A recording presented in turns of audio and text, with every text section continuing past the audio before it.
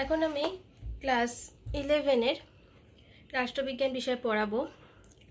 এর আগের দিন আমি তোমাদের বলপ্রয়োগ মতবাদ সম্পর্কে পড়িয়েছিলাম, আর তারও আগে আমি ঐশ্বরিক উৎপত্তিবাদ সম্পর্কে পড়িয়েছিলাম। ঐশ্বরিক উৎপত্তিবাদ, বলপ্রয়োগ মতবাদ, এই মতবাদগুলোর প্রত্যেকটাই হচ্ছে রাষ্ট্রের উৎপত্তি বিষয়ক মতবাদ এবং প্রাচীন মতবাদ। আজকে আরেকটি মতবাদ পড়াবো, রাষ্ট্রের উৎপত্তি বিষয়ক একটি মতবাদ এবং অবশ্যই একটি কাল্পনিক মতবাদ, সেটা হচ্ছে সামাজিক চুক্তি মতবাদ। তাহলে কি বললাম যে আজকে সামাজিক চুক্তি মতবাদ পড়াবো। এই সামাজিক চুক্তি মতবাদও হলো রাষ্ট্রের উৎপত্তি বিষয়ক আরেকটি কাল্পনিক মতবাদ। এই যে কাল্পনিক মতবাদটা যেটা আমি এখন তোমাদের পড়াবো, সেটা বলার আগে বলি যে রাষ্ট্রের সৃষ্টি কিভাবে হলো, রাষ্ট্রটা উৎপত্তি কিভাবে হলো, সেটা বলতে গিয়ে সামাজিক চুক্তি মতবাদ যে সমস্ত বিষয়গুলোকে তুলে ধরেছে সেটা নিয়ে এখন আলোচনা করব। তো সামাজিক চুক্তির তত্ত্ব দেখা যায় যে রাষ্ট্র সৃষ্টির মূলে মানুষের সচেতন প্রচেষ্টাকেই গুরুত্ব দিয়েছে এবং রাষ্ট্রচিন্তায় আধুনিকতার ধারা এনেছে।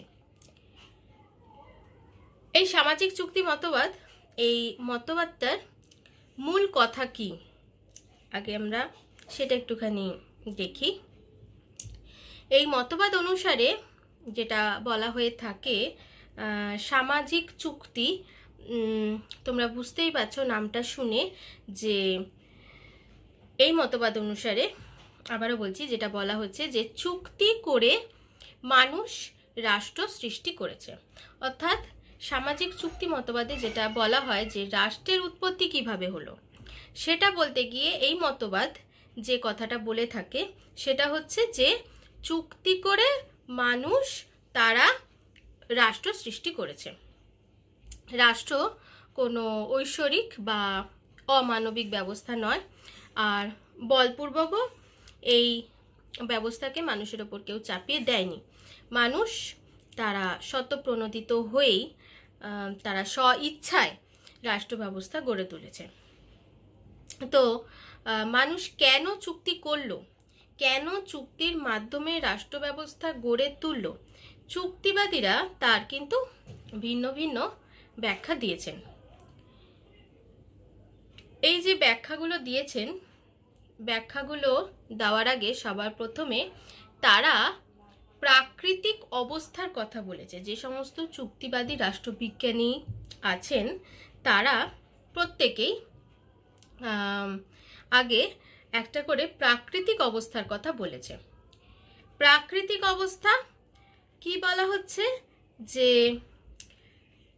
এই মতবাদের যারা সমর্থকরা তারা যেটা বলে থাকেন যে সুদূর অতীত থেকেই আমরা যেটা দেখে থাকি যে মানুষ এক রাষ্ট্রহীন অবস্থায় তারা বসবাস করত। রাষ্ট্রহীন অর্থাৎ মানুষ রাষ্ট্র সৃষ্টির আগে যেভাবে বসবাস করত সেটাকেই বলা হচ্ছে রাষ্ট্রহীন অবস্থায় তারা বসবাস করত।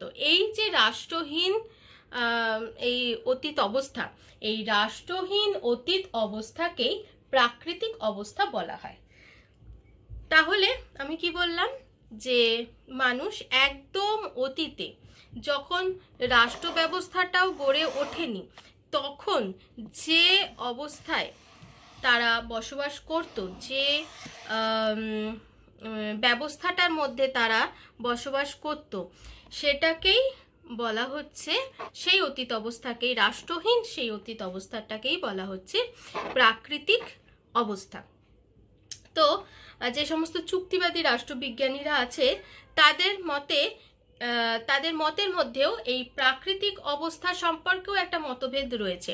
কেননা কারো কারো মতে প্রাকৃতিক অবস্থা ছিল প্রাক সামাজিক, আবার কেউ কেউ বলেছেন যে যে প্রাকৃতিক অবস্থাটা ছিল সেটা ছিল কেবল প্রাক রাষ্ট্রীয়। তাহলে এখন প্রশ্ন হচ্ছে যে প্রাক সামাজিক বলতে আমরা কি বুঝছি? প্রাক সামাজিক যেরকমভাবে হবসের কথা আমাদের বলতে হবে, চুক্তিবাদী রাষ্ট্রবিজ্ঞানীরা যারা আছেন, হবস, লক, রুশো, তার মধ্যে হবসের কথাই প্রথমে আসে। তো হবস তিনি যে প্রাকৃতিক অবস্থার কথা বলেছেন, তার প্রাকৃতিক অবস্থা যেটা ছিল সেখানে তিনি তার প্রাকৃতিক অবস্থাকে বলেছেন প্রাক সামাজিক। অর্থাৎ হবসের যে প্রাকৃতিক অবস্থা সেখানে সমাজ ব্যবস্থাটাও গড়ে ওঠেনি, সমাজেরও সৃষ্টি হয়নি। সেই কারণেই হবস তার প্রাকৃতিক অবস্থাকে তিনি প্রাক সামাজিক বলেছেন।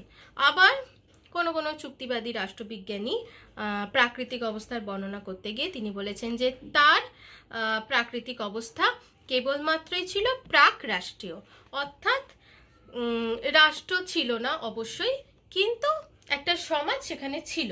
সেই কারণে বলা হচ্ছে যে প্রাক রাষ্ট্রীয়। স্বাভাবিক আইন অর্থাৎ যে প্রাকৃতিক অবস্থার কথা বলা হচ্ছে, সেই প্রাকৃতিক অবস্থায় আইন ছিল, সেটা হচ্ছে স্বাভাবিক আইন। আর এই প্রাকৃতিক অবস্থায় মানুষ তারা যথেচ্ছভাবে জীবনযাপন করত, এবং এই যে যথেচ্ছাচার, এই যথেচ্ছাচারের ওপর একমাত্র নিয়ন্ত্রণ ছিল প্রাকৃতিক বা স্বাভাবিক আইনের। প্রকৃতির নিয়ম শৃঙ্খলা দেখে মানুষ তাকে যতটুকু জীবনে প্রয়োগ করত তাই ছিল প্রাকৃতিক বা স্বাভাবিক আইন। এই অবস্থায় দেখা যাচ্ছে যে মানুষের কিন্তু কোনো অধিকার ছিল না, যা ছিল তা প্রাকৃতিক বা স্বাভাবিক অধিকার। আর প্রাকৃতিক আইন মেনে মানুষ যে অধিকার ভোগ করত তাকেই বলা হয় প্রাকৃতিক বা স্বাভাবিক অধিকার। এরপরে দেখা যাচ্ছে যে মানুষ তার প্রত্যেকটা মানুষের যে সমস্ত নীচ প্রবৃত্তিগুলো সেই সময় ছিল, সেই নীচ প্রবৃত্তিগুলোর ওপর প্রাকৃতিক আইন যথেষ্ট নিয়ন্ত্রণ আরোপ করতে পারেনি। কেননা আমি তো তোমাদের বললামই যে যেহেতু মানুষ যথেচ্ছভাবে জীবনযাপন করত, সেই কারণেই মানুষের যথেচ্ছাচারের ওপর একমাত্র নিয়ন্ত্রণ করত শুধুমাত্রই প্রাকৃতিক আইন। তো মানুষের যে সমস্ত নীচ প্রবৃত্তিগুলো ছিল, সেই প্রবৃত্তিগুলোর ওপর প্রাকৃতিক যে আইন সেই সময় শুধুমাত্রই ছিল প্রাকৃতিক আইন। তো সেই প্রাকৃতিক আইন যথেষ্ট কিন্তু নিয়ন্ত্রণ আরোপ করতে পারেনি।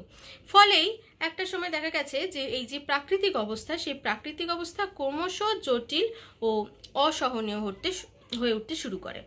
মানুষ তখন স্বেচ্ছায় প্রাকৃতিক অবস্থার অবসান ঘটিয়ে, কেননা প্রত্যেকটা মানুষই সেই যে প্রাকৃতিক অবস্থাটা অসহনীয় হয়ে উঠেছিল, সেই অসহনীয় অবস্থা থেকে প্রত্যেকটা মানুষই বেরিয়ে আসতে চেয়েছিল। আর যার ফলেই সেই সময় দেখা গেছে যে মানুষ তখন স্বেচ্ছায় প্রাকৃতিক অবস্থার অবসান ঘটিয়ে চুক্তির মাধ্যমেই রাষ্ট্র সৃষ্টি করেছে। এটা সামাজিক চুক্তি মতবাদী যারা আছেন তারা বলে থাকেন। এবং প্রাকৃতিক অবস্থার পরিবর্তে দেখা গেছে যে রাষ্ট্রের উদ্ভব হয় এবং মানুষের রাজনৈতিক জীবনের সূত্রপাত ঘটে। তখন প্রাকৃতিক আইনের পরিবর্তে আস্তে আস্তে সৃষ্টি হলো রাষ্ট্রীয় আইনের। যখন থেকে দেখা গেল যে মানুষ একটা রাষ্ট্রীয় ব্যবস্থার মধ্যে চলে আসছে, ঠিক সেই সময় থেকেই দেখা যাচ্ছে যে রাষ্ট্রীয় প্রাকৃতিক আইনের পরিবর্তে রাষ্ট্রীয় আইনের সৃষ্টি হয়, এবং প্রাকৃতিক অধিকারের জায়গায় মানুষ লাভ করলো রাষ্ট্র কর্তৃক স্বীকৃত ও সংরক্ষিত অধিকার। তো এই যে চুক্তির ফলে রাষ্ট্রের সৃষ্টি হয়েছে, এই ধারণা দীর্ঘদিনের। আমরা মহাভারতের শান্তি পর্বে বৌদ্ধ গ্রন্থে কৌটিল্যের অর্থশাস্ত্রে এই মতবাদের উল্লেখ পেয়ে থাকি। বাইবেলের ওল্ড টেস্টামেন্ট অনুসারে রাজার ক্ষমতা চুক্তির দ্বারা প্রতিষ্ঠিত। তারপর সক্রেটিসের মতানুসারে রাষ্ট্রের প্রতি নাগরিকের আনুগত্য চুক্তির দ্বারাই প্রতিষ্ঠিত। অর্থাৎ এক্ষেত্রে আমরা সক্রেটিসের একটা মত আমরা দেখতে পাই। গ্রিস দেশের সফিস্ট দার্শনিকগণ তারাও চুক্তিবাদের সমর্থক ছিলেন। তবে প্লেটো ও অ্যারিস্টটলের নাম এর আগে তোমরা শুনেছ। প্লেটো ও অ্যারিস্টটল কিন্তু ছিলেন এর বিরোধী। এবার আসছি হবস লক রুশোর কথায়। অলরেডি হবসের কথা তো একটু বলেছি। তো এই যে সামাজিক চুক্তি মতবাদে হবস লক রুশোর কথা অবশ্যই বলতেই হবে। এনারা হলেন চুক্তিবাদী রাষ্ট্রবিজ্ঞানী। তো যেটা দেখা যায় যে 16 শতাব্দী থেকে অষ্টাদশ শতাব্দীর মধ্যে এই মতবাদটা এটা প্রসিদ্ধি লাভ করতে শুরু করে।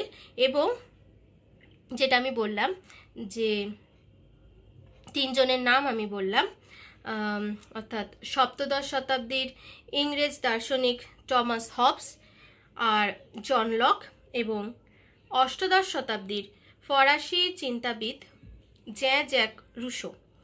এই 3 জন হবস লক রুশো একসাথে আমরা বলে থাকি। এই 3 জন রাষ্ট্র দার্শনিক, এনারাই চুক্তিবাদী রাষ্ট্রবিজ্ঞানী হিসেবে পরিচিত। এবারে প্রথমে আসি হবসের কথায়। হবস তার লেখা যে বিখ্যাত গ্রন্থ, সেই গ্রন্থটার নাম হচ্ছে লেভিয়াথান। টমাস হবস, তার নাম তো বললাম। তো টমাস হবসের যে গ্রন্থটা, তিনি যে গ্রন্থ লিখেছিলেন সেটা হচ্ছে লেভিয়াথান। এই যে হবসের ছবি এখানে আমি রেখেছি। তো এই লেভিয়াথান গ্রন্থটি প্রকাশিত হয় 1651 খ্রিস্টাব্দে। তো হবসের যে মতবাদ, সামাজিক চুক্তি মতবাদ সম্পর্কে তিনি যে সমস্ত কথাগুলো বলেছিলেন, সেখানে দেখা যাচ্ছে যে তিনি কিন্তু ছিলেন রাজতন্ত্রের চরম সমর্থক। অর্থাৎ রাজতন্ত্রকে সমর্থনের উদ্দেশ্যেই হবস সামাজিক চুক্তি মতবাদ কিন্তু প্রচার করেছিলেন।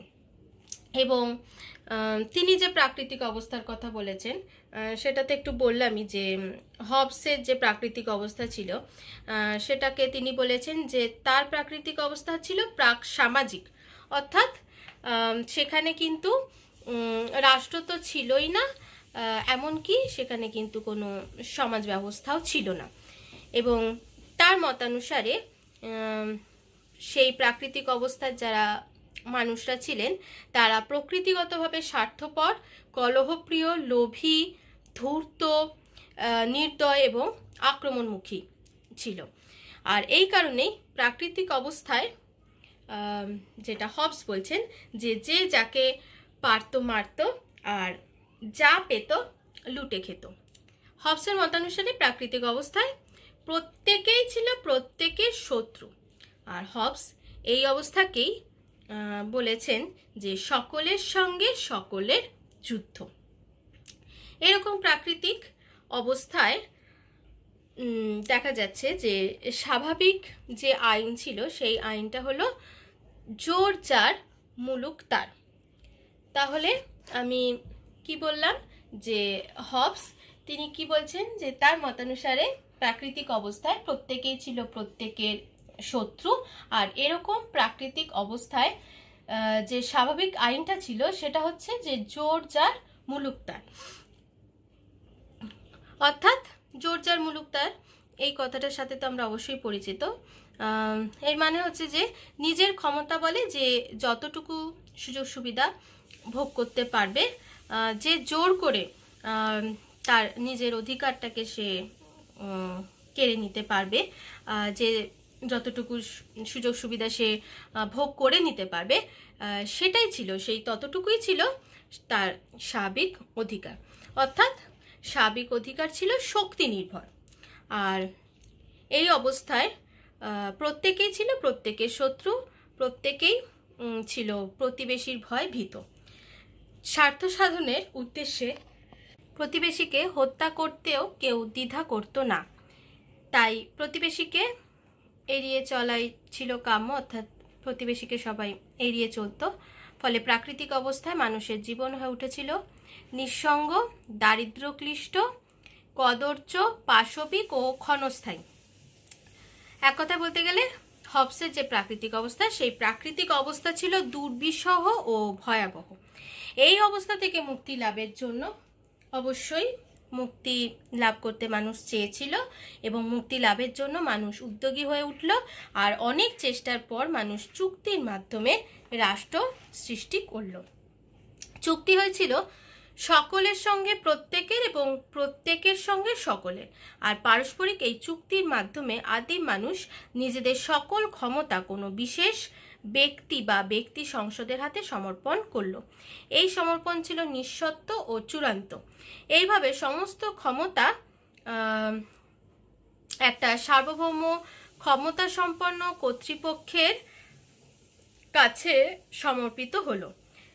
নিঃশর্তভাবে প্রাপ্ত চূড়ান্ত ক্ষমতার অধিকারী ব্যক্তি বা ব্যক্তি সংসদ, সেই ব্যক্তি সংসদ বা ব্যক্তিই হলো সার্বভৌম। সার্বভৌম অর্থাৎ চূড়ান্ত ক্ষমতার অধিকারী।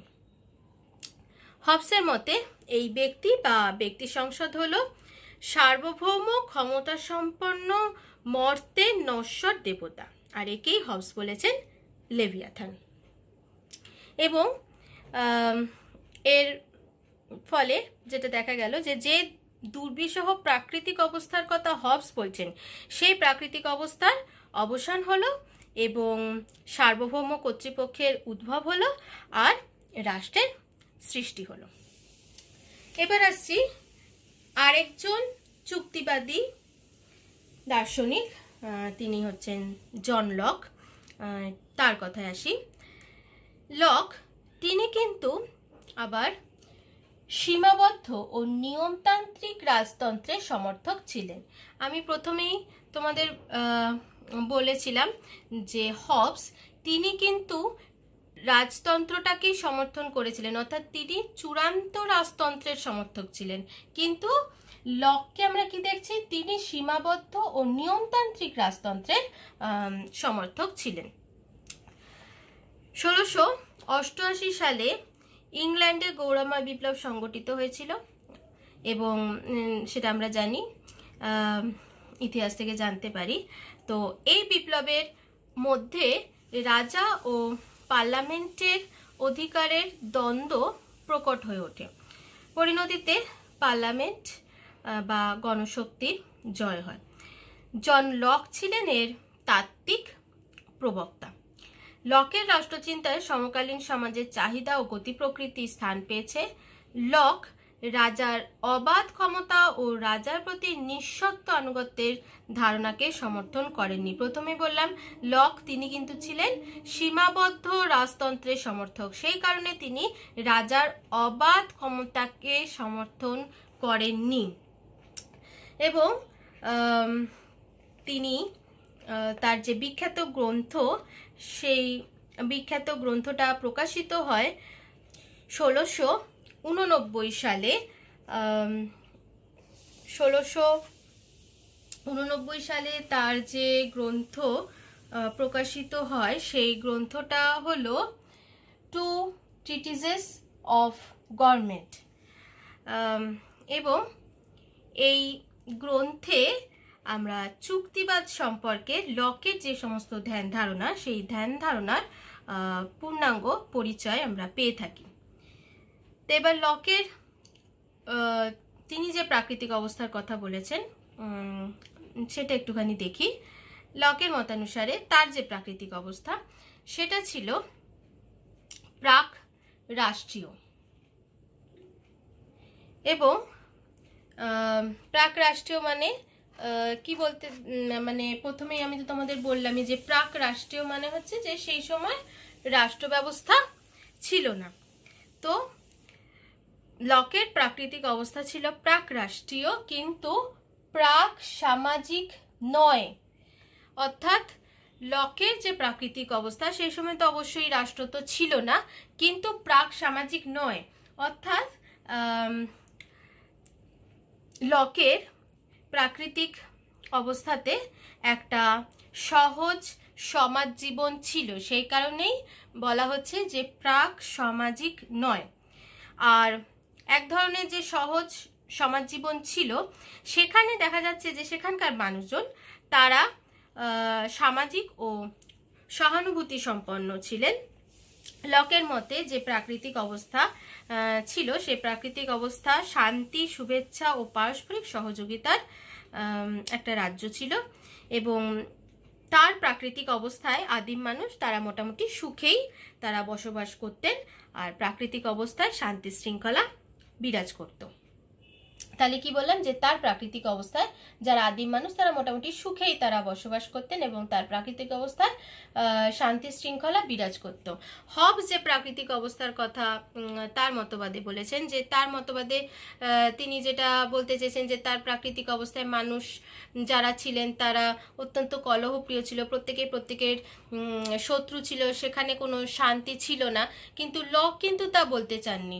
লক তিনি কিন্তু বলছেন আবার যে তার প্রাকৃতিক অবস্থায় মানুষ কিন্তু মোটামুটি সুখেই ছিল, আর শান্তি শৃঙ্খলাও বিরাজ করত। তাহলে সেক্ষেত্রে রাষ্ট্র সৃষ্টির কেন প্রয়োজন পড়ল? এটা বলতে গেলে যেটা বলতেই হয় যে প্রাকৃতিক অবস্থাটা ছিল, সেখানে ন্যায়, বিবেক ও যুক্তির অনুশাসন ছিল, এবং এটাই ছিল তখনকার স্বাভাবিক আইন।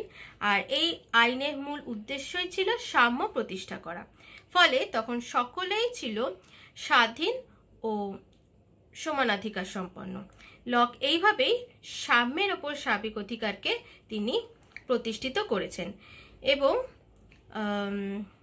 যেটা আমি তোমাদের বললাম, যে তাহলে সেক্ষেত্রে অসুবিধাটা কি তৈরি হলো, কেন রাষ্ট্র সৃষ্টির প্রয়োজনীয়তা?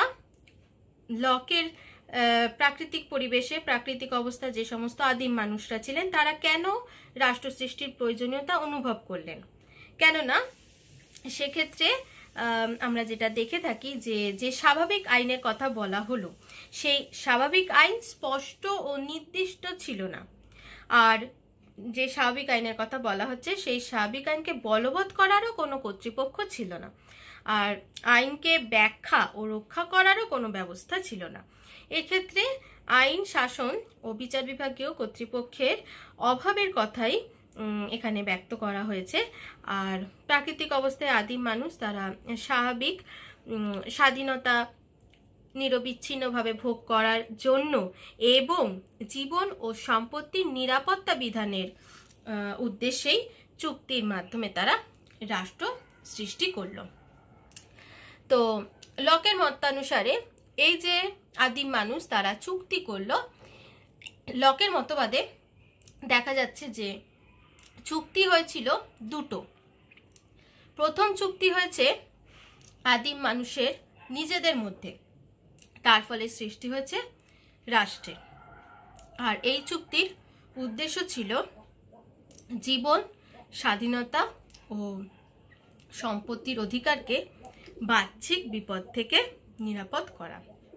আর দ্বিতীয় চুক্তি হয়েছে সমগ্র সম্প্রদায়ের সঙ্গে শাসকের, তার ফলে সৃষ্টি হয়েছে সরকারের।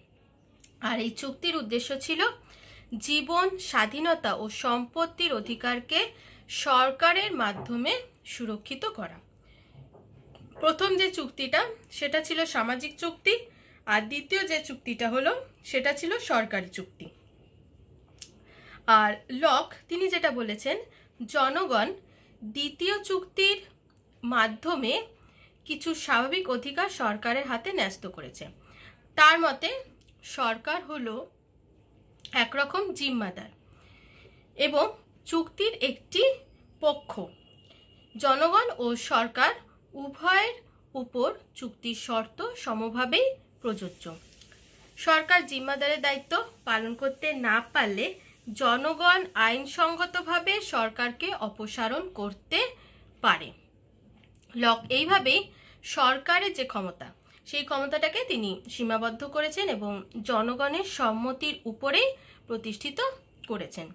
অর্থাৎ লকের মতানুসারে এখানে আমরা যেটা দেখতে পাচ্ছি যে জনগণই হলো সার্বভৌম ক্ষমতার অধিকারী, জনগণকে এখানে সার্বভৌম ক্ষমতা দেওয়া হয়েছে।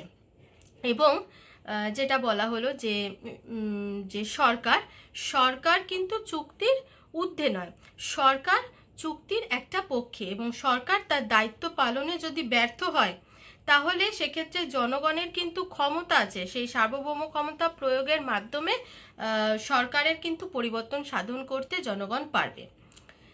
এবং লকের মতানুসারে এই সার্বভৌমিকতা অবাধ ও অসীম নয়। এবার আসছি, এই তো গেল লকের কথায়। লকের প্রাকৃতিক অবস্থার পরিচয় আমরা পেলাম, এবং তার সাথে সাথে লকের ক্ষেত্রে আমরা কি দেখলাম যে যারা আদিম মানুষ ছিল তারা কিন্তু দুটো চুক্তি করেছিল। একটা হচ্ছে আদিম মানুষ তারা নিজেদের মধ্যে চুক্তি করেছিল, যার ফলে সৃষ্টি হয়েছিল রাষ্ট্রের। আর আরেকটা চুক্তি হয়েছিল, সেটা হয়েছিল সমগ্র সম্প্রদায়ের সঙ্গে শাসকে, যার ফলে সৃষ্টি হয়েছিল সরকারে। তাহলে লকের ক্ষেত্রে কিন্তু আমরা কি দেখলাম যে দুটো চুক্তি হয়েছিল। এবং যেটা বলা হচ্ছে যে জনগণ, তিনি হচ্ছেন জনগণকে অর্থাৎ সার্বভৌম ক্ষমতা প্রদান করা হয়েছে। এবং সবশেষে যেটা দেখা গেছে যে লক তিনি কি বলছেন যে এই যে সার্বভৌমিকতা বা যে সার্বভৌম ক্ষমতা যেটা জনগণকে প্রদান করা হয়েছে সেটা কিন্তু অবাধ ও অসীম নয়।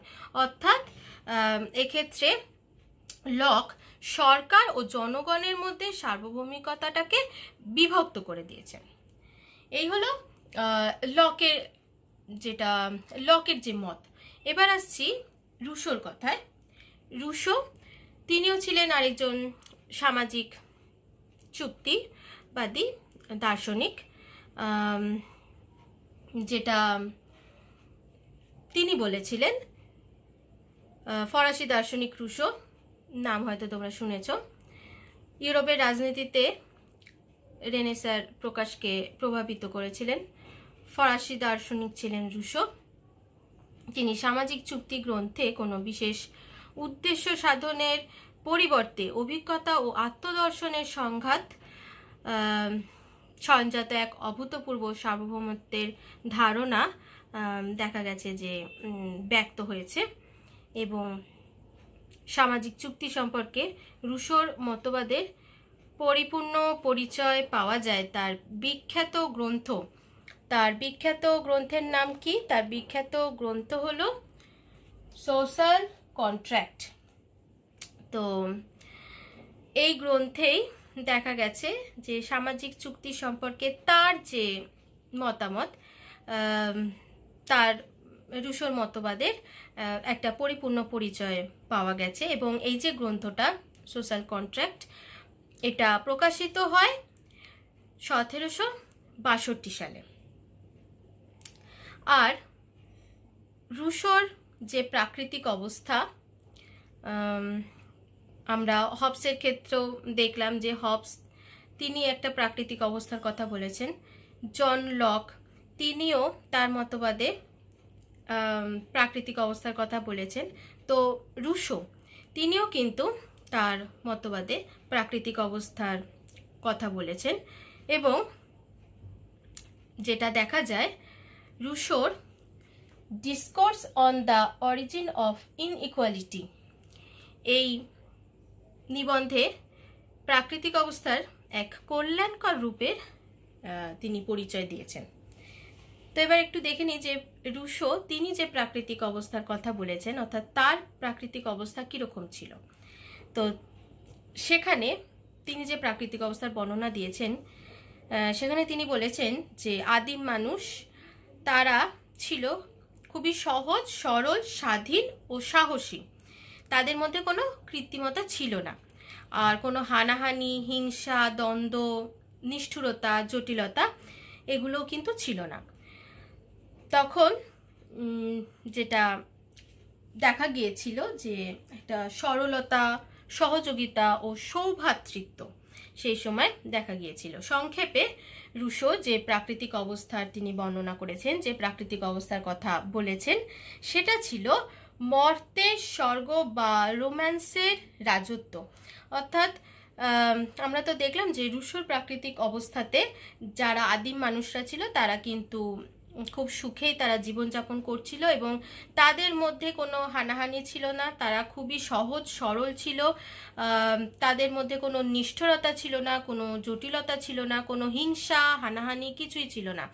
এবং এই যে প্রাকৃতিক অবস্থার কথা যেটা রুশো বলছেন, সেটা বলতে গিয়ে অবশ্যই বলতে হবে যে রুশোর প্রাকৃতিক অবস্থাটা ছিল মর্তের স্বর্গ বা রোম্যান্সের রাজত্ব। এবং রুশোর মতানুসারে প্রাকৃতিক অবস্থার স্বর্গরাজ্যের আদিম সুখ, সমৃদ্ধি, সাম্য এটা কিন্তু বেশি দিন স্থায়ী হয়নি। অর্থাৎ রুশো যে প্রাকৃতিক অবস্থার কথা বলেছেন, যেখানে মানুষ খুবই শান্তিতে তারা জীবনযাপন করছিলেন, তারা সুখেই ছিলেন, যেটাকে বলা হচ্ছে, যে প্রাকৃতিক অবস্থাটাকে বলা হচ্ছে মর্তের স্বর্গ, সেখানে দেখা যাচ্ছে যে যারা আদিম মানুষ ছিলেন তারা সুখে সমৃদ্ধিতে, তারপরে তারা শান্তিপূর্ণভাবে কিন্তু বেশি দিন তারা বাস করতে পারেননি। মানুষ প্রাকৃতিক পরিবেশের এই সুখ শান্তি থেকে দেখা গেল আস্তে আস্তে তারা বঞ্চিত হতে শুরু করলো। তাহলে এর পেছনে কি কারণ ছিল? এর পেছনে মূলত তিনটি কারণ কাজ করেছে। একটা হচ্ছে যে যত দেখা গেল যে জনসংখ্যা বৃদ্ধি পেতে শুরু করলো, ততই কিন্তু সমাজটা জটিল হতে শুরু করলো। এবং ব্যক্তিগত সম্পত্তির সৃষ্টি, এটাও আরেকটা কারণ ছিল। আর হচ্ছে যুক্তি ও বিচার বুদ্ধির উন্মেষ।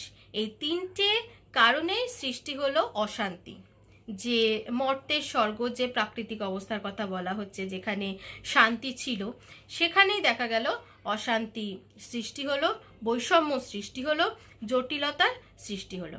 আর এই সমস্ত কিছুর ফলেই প্রাকৃতিক অবস্থার যে স্বর্গসুখ সেটা কিন্তু নষ্ট হতে শুরু করলো। আর তার জায়গাতেই হিংসা, দ্বন্দ্ব, কলহ প্রভৃতি সৃষ্টি হলো। আর এইভাবেই রুশোর প্রাকৃতিক অবস্থাও কালক্রমে হবসের প্রাকৃতিক অবস্থার মতোই কিন্তু দুর্বিষহ হয়ে উঠল।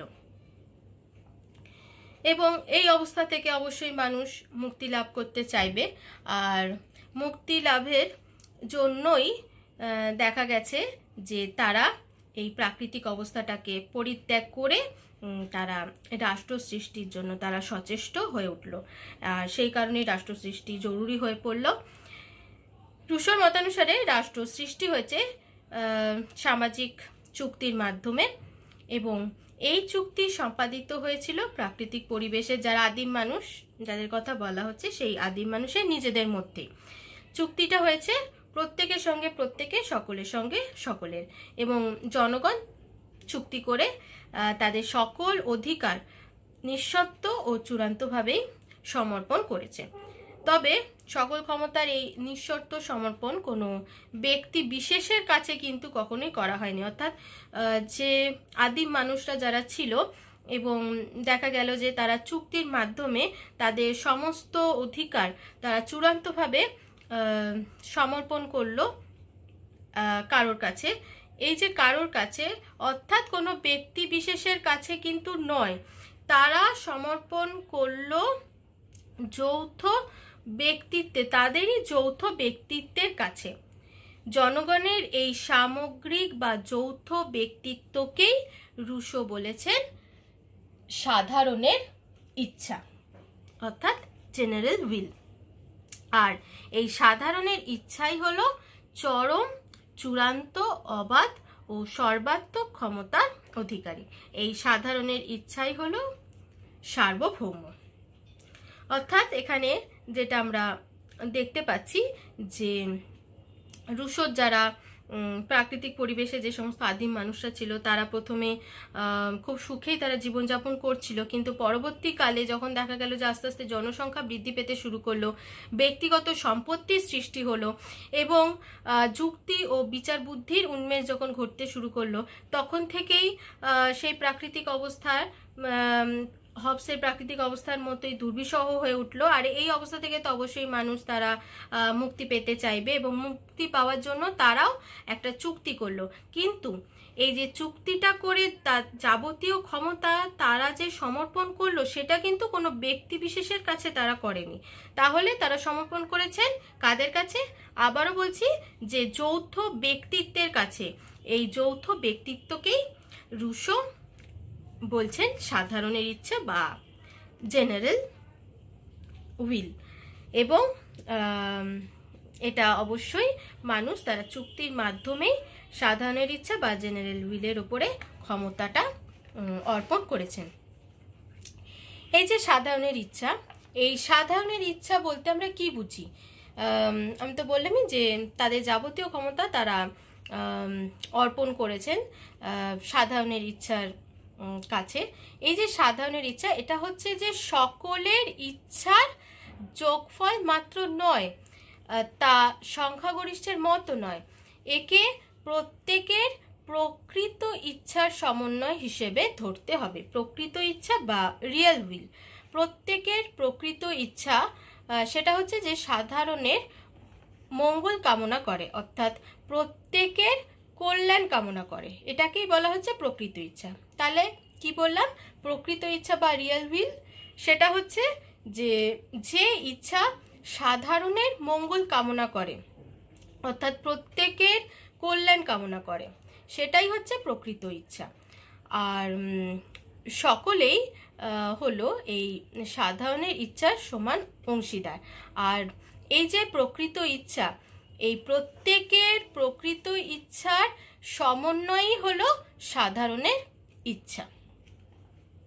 এবং রুশো এর মাধ্যমে তিনি কিন্তু যেটা আমরা দেখছি যে গণ সার্বভৌমত্বের যে তত্ত্ব সেটাই তিনি প্রচার করতে চেয়েছেন, অর্থাৎ তিনি কিন্তু জনগণের হাতেই চূড়ান্ত ক্ষমতাটা তিনি সমর্পণ করতে চেয়েছেন। এবং রুশোর মতানুসারে জনগণের ইচ্ছাই হলো ঈশ্বরের ইচ্ছা। এবং রুশোর চুক্তিবাদের মূল স্তম্ভই হলো সাধারণের ইচ্ছা তত্ত্ব। সমষ্টিগত স্বার্থ বা সাধারণের কল্যাণ যে ইচ্ছার মধ্যে বর্তমান, তারই সমন্বয়ে সাধারণের ইচ্ছার সৃষ্টি, যেটা আমি বললামই। এবং মানুষের মধ্যে একই সঙ্গে দু ধরনের ইচ্ছা থাকে, একটাকে বলে প্রকৃত ইচ্ছা, আরেকটাকে বলে অপ্রকৃত ইচ্ছা। প্রকৃত ইচ্ছা বা রিয়েল উইল আর অপ্রকৃত ইচ্ছা বা আনরিয়েল উইল। ব্যক্তিগত স্বার্থ সম্পর্কিত যে ইচ্ছা সেটাকে বলা হচ্ছে অপ্রকৃত ইচ্ছা, যে ইচ্ছাটা শুধুমাত্র নিজের স্বার্থের কথা ভাবে।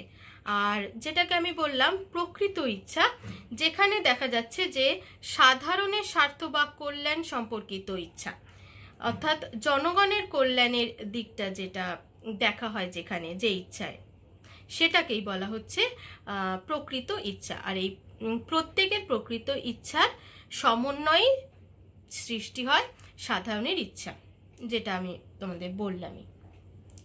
সুতরাং এই যে সামাজিক চুক্তি মতবাদ, সামাজিক চুক্তি মতবাদে হবস, লক, রুশো এদের তিনজনের যে মতামত, সেই মতামতটা অবশ্যই আমাদেরকে বলতে হবে। কাউকেই কোনো চুক্তিবাদী রাষ্ট্র দার্শনিককে বাদ দিলে হবে না। এবার একটু আসছি সমালোচনায়। সামাজিক চুক্তি মতবাদের বিরুদ্ধে যারা বিভিন্ন দিক থেকে যারা সমালোচনা করেছেন এই মতবাদটিকে, প্রথমেই তারা যেটা বলেছেন সেটা হচ্ছে যে মতবাদটি অনৈতিহাসিক। মতবাদটি অনৈতিহাসিক কেননা তারা যেটা বলতে চাইছেন যে ইতিহাস অনুসন্ধান করলে এরকম কোনো চুক্তির উদাহরণ কিন্তু পাওয়া যায় না। আদিম অবস্থায় রাজনৈতিক চেতনা শূন্য মানুষের স্বেচ্ছায় রাষ্ট্র গঠনের কোনো কাহিনী আমরা ইতিহাসে দেখতে পাইনি। দ্বিতীয় সমালোচনাটা হচ্ছে মতবাদটি অবাস্তব। চুক্তি একটা সামাজিক ধারণা, ব্যবসা বাণিজ্যের প্রসার ঘটলেই চুক্তির সৃষ্টি হয়। তো চুক্তি সম্পাদনের উপযোগী ব্যবসা বাণিজ্য তখন কিন্তু ছিল না। ইতিহাসে এই পর্যায়ে চুক্তি সৃষ্টি সম্ভবপর ছিল না। এবার হচ্ছে অযৌক্তিক মতবাদটা। অযৌক্তিক কেন অযৌক্তিক? কেননা বলা হচ্ছে যে চুক্তির ভিত্তি হলো রাষ্ট্রনৈতিক আইন। রাষ্ট্র সৃষ্টির আগে প্রাকৃতিক অবস্থায় এরকম কোনো আইন ছিল না।